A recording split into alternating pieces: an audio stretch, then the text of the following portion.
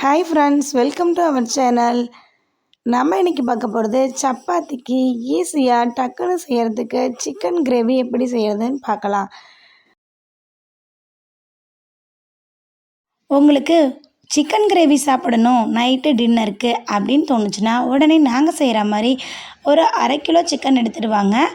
ஒரு பெரிய வெங்காயம் கட் பண்ணிக்கோங்க. ஒரு தக்காளி நாங்கள் கட் பண்ணியிருக்கோம். உங்களுக்கு தேவையான அளவு கட் பண்ணிக்கோங்க. இஞ்சி பூண்டு தேவையான அளவு பேஸ்ட் அரைச்சி வச்சுக்கிட்டோம்னா ஈஸியான வேலை, உடனே சிக்கன் கிரேவி செஞ்சிடலாம். சப்பாத்திக்கு தொட்டு சாப்பிட்றதுக்கு இது ரொம்ப டேஸ்ட்டாக இருக்கும். சிம்பிளாக தான் இருக்கும். வாங்க செய்யலாம்.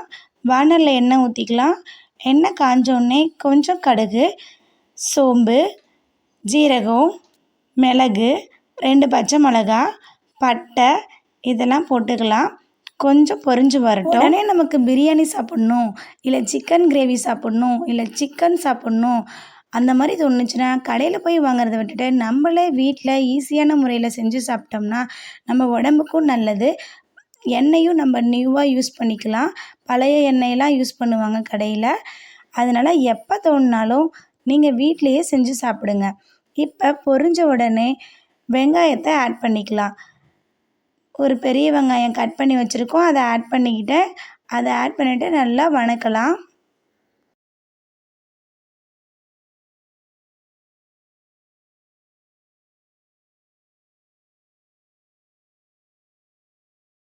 பெரிய வெங்காயம் வதங்கின உடனே இஞ்சி பூண்டு பேஸ்ட்டை ஆட் பண்ணிக்கலாம். இஞ்சி பூண்டு பேஸ்ட்டு, வெங்காயம், நம்ம போட்டிருக்க அந்த பட்டை, லவங்கம் எல்லாமே நல்லா மிக்ஸ் பண்ணிடலாம். நல்லா இஞ்சி பூண்டு பேஸ்ட்டு வாசனை போகிற அளவுக்கு நல்லா வதக்கிக்கணும்.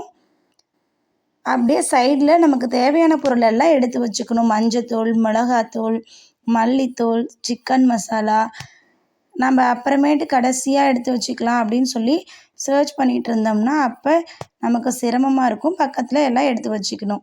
கறிவேப்பிலை கொஞ்சம் ஆட் பண்ணிக்கலாம். இப்போ தக்காளி ஆட் பண்ணி நல்லா வணக்க போகிறோம். இஞ்சி பூண்டு பேஸ்ட் நல்லா வதங்கி இப்போ வெங்காயம், தக்காளி, இஞ்சி பூண்டு பேஸ்ட்டு எல்லாமே நல்லா மிக்ஸ் பண்ணிக்கலாம். தக்காளி வாசனை போகிற அளவுக்கு நல்லா வதக்கிக்கணும். தக்காளி வெங்காயம் நல்லா இப்போ கிளறி விடலாம். கொஞ்சம் அடுப்பு வேகமாக வச்சுக்கலாம். தக்காளி நல்லா கொஞ்சம் வேகட்டும். இப்போ நம்ம இதில் 1 ஸ்பூன் மஞ்சள் தூள், 2 ஸ்பூன் மிளகாய்த்தூள், 1 ஸ்பூன் மல்லித்தூள், கொஞ்சம் சிக்கன் மசாலா 3யும் நல்லா மிக்ஸ் பண்ணிக்கணும். வெங்காயம், தக்காளி, இஞ்சி பூண்டு பேஸ்ட்டு நல்லா வதங்கினதுக்கப்புறம் 1 ஸ்பூன் மஞ்சத்தூள், 2 ஸ்பூன் மிளகாய்த்தூள், 1 ஸ்பூன் மல்லித்தூள், கொஞ்சம் சிக்கன் மசாலா போட்டு நல்லா மிக்ஸ் பண்ணிக்கலாம். இந்த மசாலாலாம் ஒன்றோட பரட்டி விடுங்க. மஞ்சள், மிளகாய்த்தூள், மல்லித்தூள், சிக்கன் மசாலா, கொஞ்சம் தண்ணி ஆட் பண்ணிக்கலாம். ஆட் பண்ணி ஒரு 5 மினிட்ஸ் சிம்மில் வச்சு நல்லா கொதிக்க விடுங்க. அந்த மசாலா வாசனையெல்லாம் போகிற அளவுக்கு நல்லா கொதிக்க விடுங்க. நல்லா கொதிச்சுட்டு இருக்கும்போது ஒரு 5 மினிட்ஸ்க்கு அப்புறம் நம்ம வாங்கிட்டு வந்த சிக்கன் எடுத்து ஆட் பண்ணிக்கலாம். நாங்கள் 3/4 கிலோ வாங்கிட்டு வந்தோம். உங்களுக்கு தேவையான அளவு நீங்கள் வாங்கிக்கலாம். நல்லா இந்த மசாலாவோட பிரட்டி விடுங்க சிக்கனை. இந்த மசாலா சிக்கன் மேலே நல்லா எசன்ஸ் இறங்குற மாதிரி இருக்கணும்.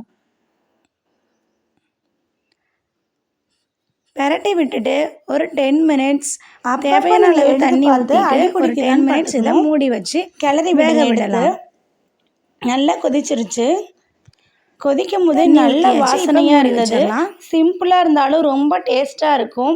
இந்த கிரேவி சப்பாத்திக்கு ரொம்ப அருமையாக இருக்கும்.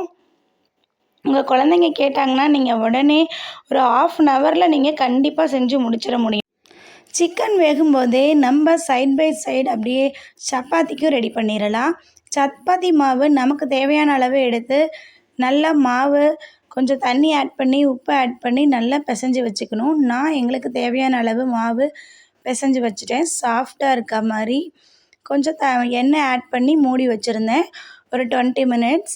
அதுக்கப்புறம் நல்லா உருண்டை பிடிச்சி நமக்கு தேவையான சப்பாத்தியை இப்போ தேய்ச்சி வச்சுக்கலாம்.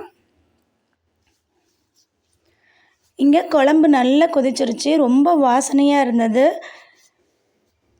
சப்பாத்திக்கு இப்போ சிக்கன் கிரேவி ரெடி ஆயிருச்சு.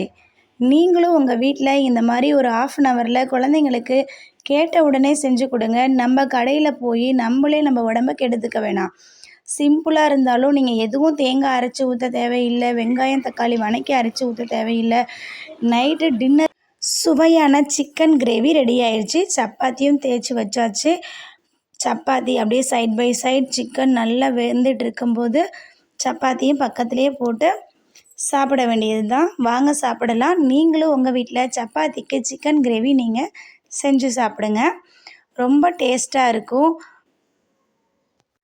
அப்படியே சப்பாத்தி சிக்கன் கிரேவி சாப்பிட்டுக்கிட்டே நம்ம சேனலை சப்ஸ்கிரைப் பண்ணாதவங்க சப்ஸ்கிரைப் பண்ணிடுங்க. மறக்காமல் பக்கத்தில் இருக்க பெல் ஐக்கானை கிளிக் பண்ணுங்கள். ஆல் அப்படிங்கிற சிம்பிளை கிளிக் பண்ணிங்கன்னா தான் நான் போடக்கூடிய வீடியோஸ் உங்களுக்கு நோட்டிஃபிகேஷனில் வரும். தொடர்ந்து நீங்களும் என்னோடய சேனலை பார்க்கலாம். இப்போ சப்பாத்தி ரெடி ஆயிடுச்சு, சிக்கன் கிரேவியும் ரெடி ஆயிடுச்சு. சப்பாத்தி சிக்கன் கிரேவி வீடியோ உங்களுக்கு பிடிச்சிருந்துச்சுன்னா என்னோடய சேனலை லைக் பண்ணுங்கள், ஷேர் பண்ணுங்கள், சப்ஸ்கிரைப் பண்ணுங்கள். அப்படியே பக்கத்தில் இருக்க பெல் ஐக்கானை மறக்காமல் கிளிக் பண்ணுங்கள். அப்போ தான் நான் போடக்கூடிய வீடியோஸ் உங்களுக்கு நோட்டிஃபிகேஷனில் வரும். ரெண்டுமே